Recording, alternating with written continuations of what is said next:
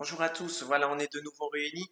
Simplement, je voudrais parler avec vous. On a été dans des temps de confinement et dans ces temps de confinement, on a peut-être rien fait, on s'est peut-être laissé aller et on a été un peu inactif dans certaines choses, au travail et tout ça. Et puis, il y a eu la reprise et la reprise, parfois, c'est un peu compliqué parce qu'il faut reprendre les bonnes habitudes, il faut reprendre cette envie de travailler, etc.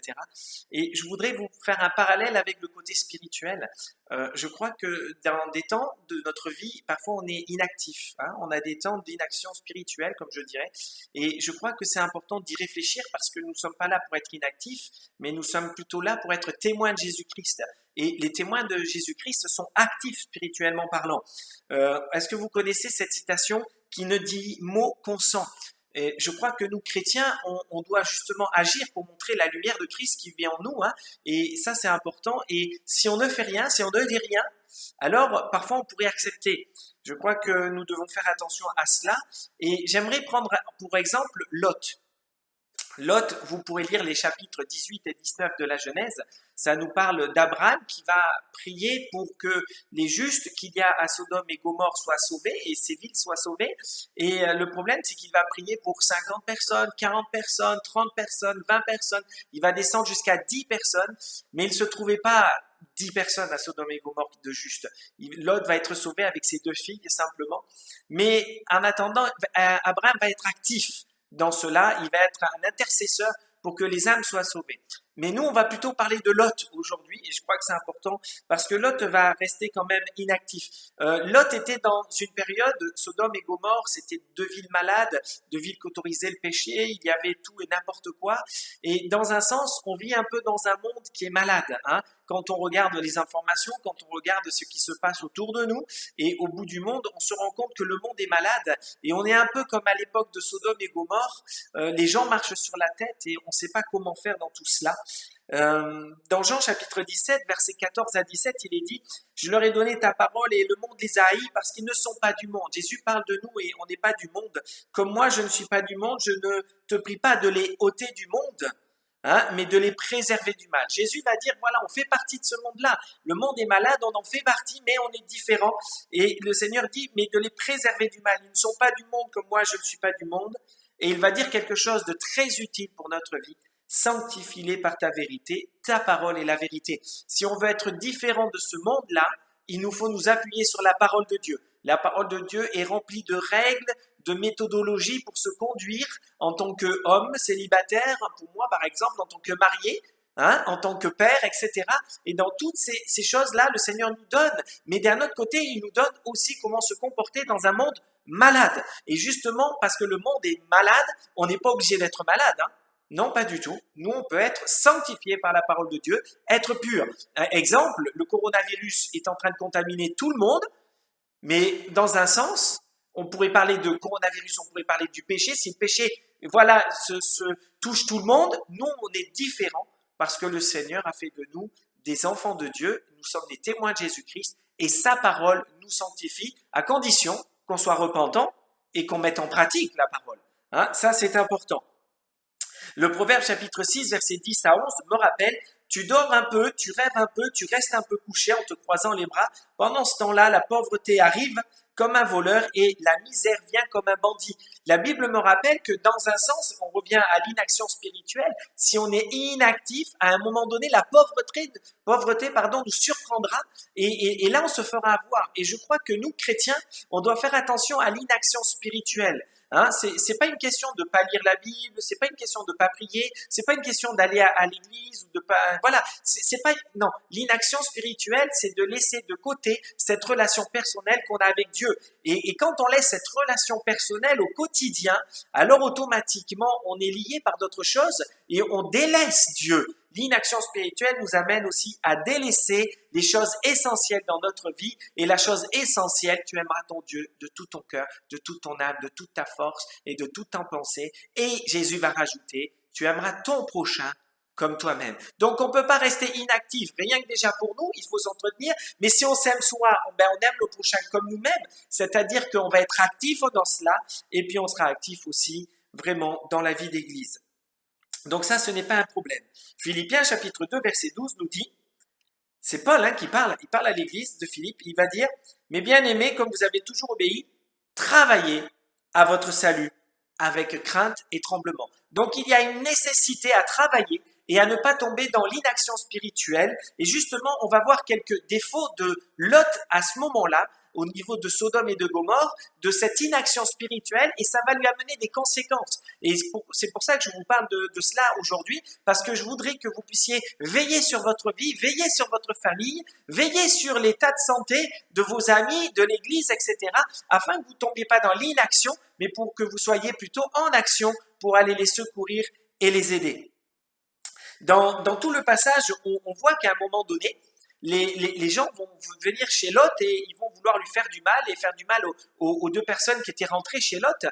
Et Dieu va faire en sorte de frapper d'aveuglement tous ces gens-là. On le retrouve au verset 11. Et ils frappèrent d'aveuglement les gens qui étaient à l'entrée de la maison, depuis le plus petit jusqu'au plus grand, de sorte qu'ils ne donnèrent une peine inutile pour trouver la porte. C'est-à-dire qu'ils n'ont pas du tout trouvé la porte et pourtant elle était devant eux, mais ils ont été dans l'aveuglement, frappé d'aveuglement.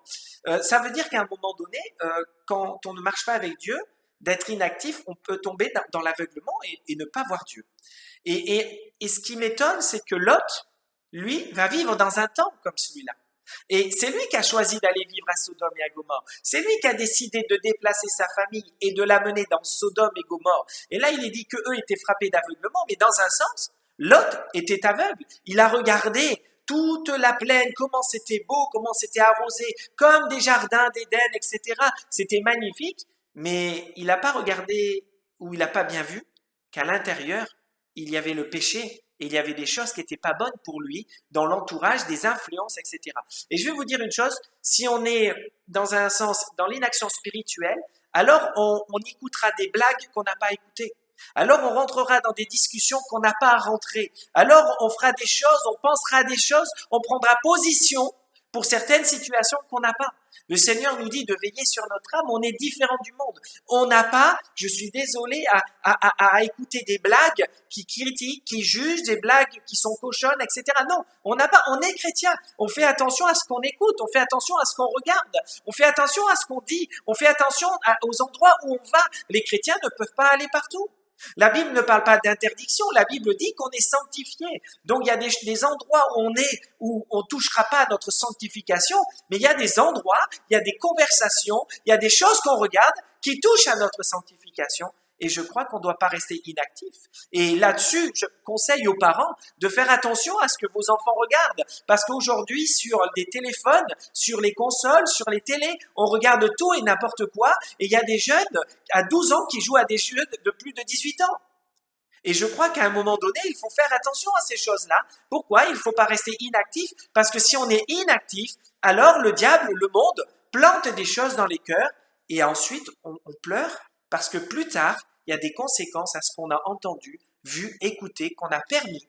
Et aujourd'hui, je dirais, ça nous travaille et ça nous fait du mal. Donc, on a besoin vraiment de faire attention à cela. Jacques nous dira, de toute façon, dans le chapitre 1, versets 23 et 24, « Car si quelqu'un écoute la parole et ne la met pas en pratique, il est semblable à un homme qui regarde dans un miroir son visage naturel et qui, après s'être regardé, s'en va et oublie aussitôt qu'il était. » Et être inactif, c'est oublier qu'on est enfant de Dieu. On est pur, on marche dans la pureté. J'ai pas dit qu'on était parfait, j'ai pas dit qu'on était les meilleurs du monde. Non, mais la Bible nous rappelle de veiller, de prier pour qu'on ne tombe pas en tentation. Et justement, il ne faut pas être inactif. Veiller et prier, c'est être en action. Quelqu'un qui ne veille pas, quelqu'un qui ne prie pas, c'est quelqu'un qui tombera.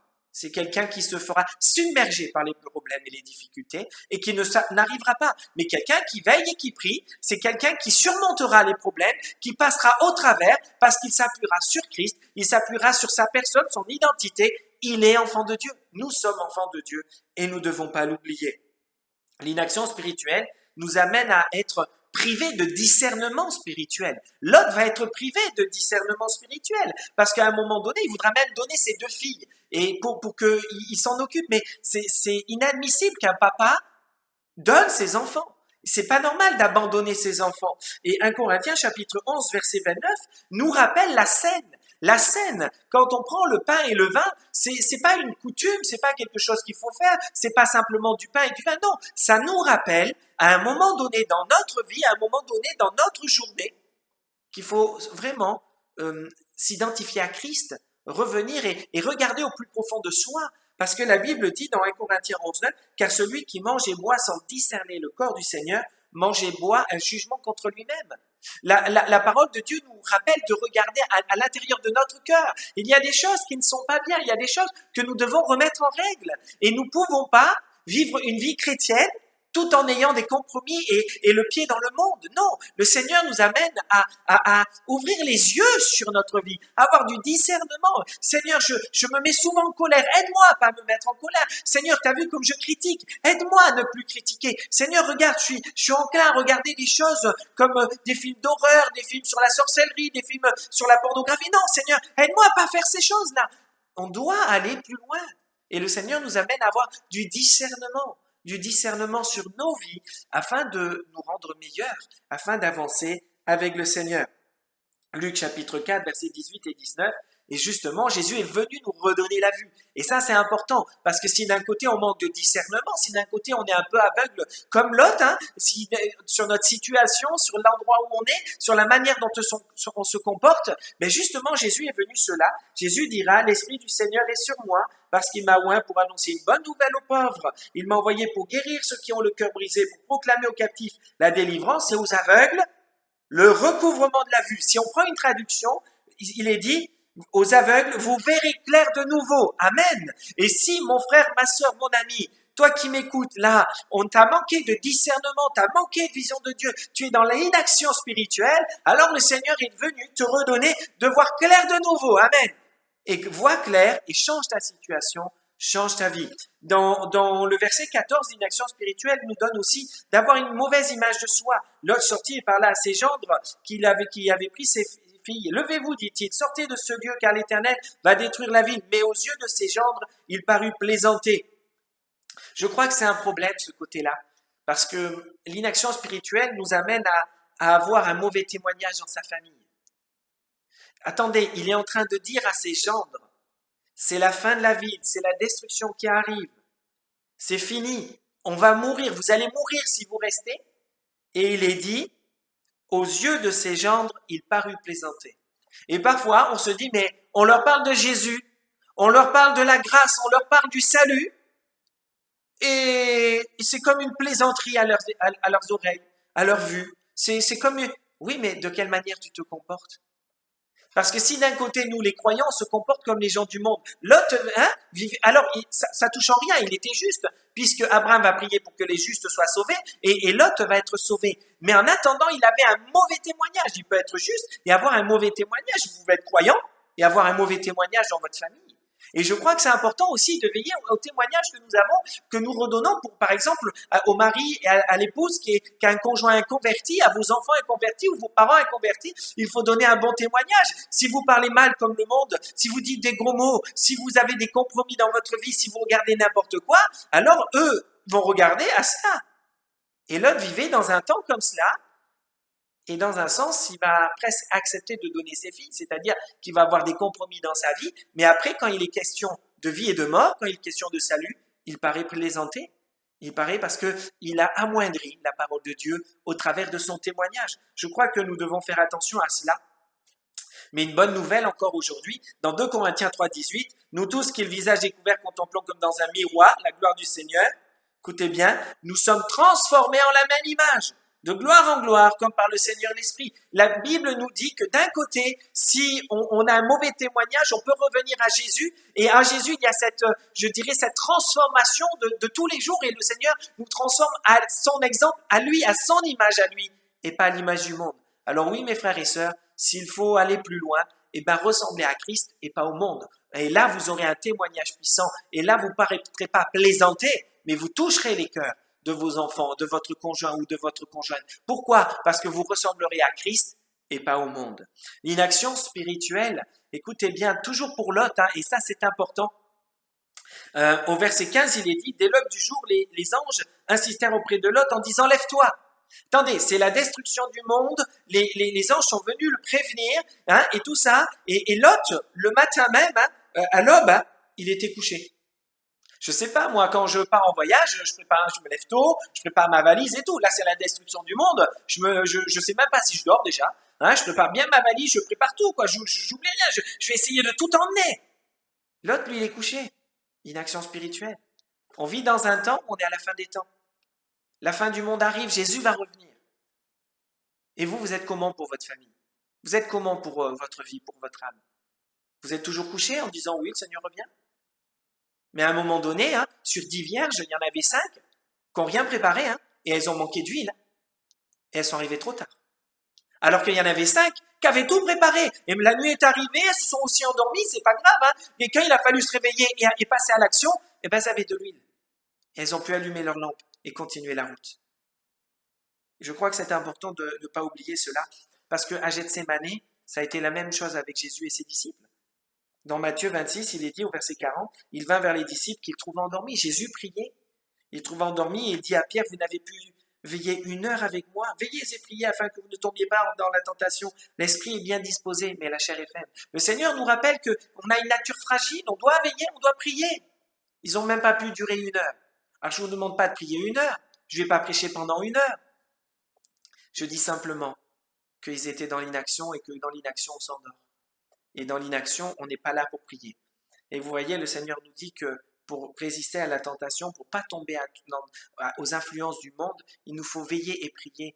Et ça arrive de s'endormir. Mais je crois que la bonne nouvelle encore aujourd'hui, c'est de se lever et de marcher comme le Seigneur nous demande. Dans Éphésiens chapitre 5, verset 8, il est dit, autrefois vous étiez ténèbres et maintenant vous êtes lumière dans le Seigneur. Marchez comme des enfants de lumière.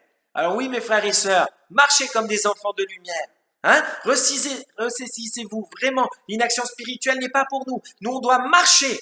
Être inactif, c'est s'asseoir, s'attendre, se coucher comme l'autre. Mais être actif, c'est marcher et briller dans un monde de ténèbres afin que le plus grand nombre soit au contact de la lumière de Jésus-Christ et soit sauvé. Je terminerai simplement. Je crois qu'on ne doit pas s'amuser à traîner. Trop souvent, nous les chrétiens, on traîne. Hein. On attend que l'Église fasse tout. On attend qu'un pasteur fasse tout. On attend qu'un grand évangéliste fasse tout. On attend que tout d'un coup, le Saint-Esprit vienne dans notre famille et convertisse tout le monde. On attend. Oui, mais tandis qu'on attend, on fait rien. Et je crois qu'il nous faut être actifs. Verset 16, et comme il tardait, Lot tardait à sortir de la ville, hein, les hommes le saisirent par la main, lui et sa femme et ses 2 filles, car l'Éternel voulait l'épargner et l'emmenèrent et le laissèrent hors de la ville. Et ils vont même le prendre par la main. Il tardait.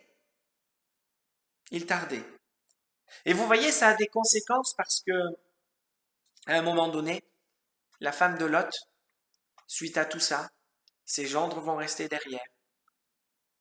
La vie qu'elle avait va rester derrière. Et le Seigneur Dieu avait demandé de ne pas regarder en arrière. Et la Bible nous demande de ne pas regarder en arrière. On n'oublie pas d'où on vient, c'est pas ça. On ne regarde pas au péché, on ne regarde pas à ce qu'on a perdu, non. On regarde à ce qu'on a gagné, à Jésus-Christ.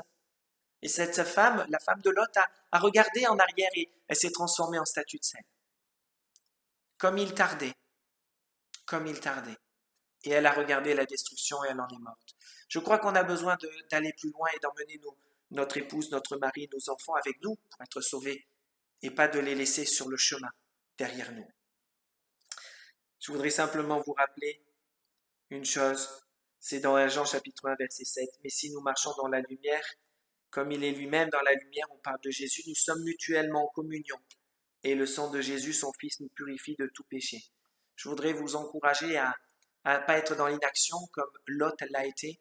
Lot a laissé ses gendres, Lot a perdu sa femme, Lot s'est retrouvé veuf avec ses 2 filles et on sait de quelle manière il a terminé. Moi, je vous encourage à regarder à Jésus-Christ, à pas être inactif, on est à la fin des temps, Jésus va revenir. Et ce que j'aimerais, c'est que vous soyez sauvés, vous et toutes vos familles, alors que le Seigneur vraiment vous donne d'être rempli de l'Esprit de Dieu, de mettre en pratique sa parole et que vraiment vous puissiez voir la main de Dieu agir au travers de tout ce que vous ferez en veillant, en priant et en passant à l'action. Que le nom du Seigneur vous bénisse. Amen.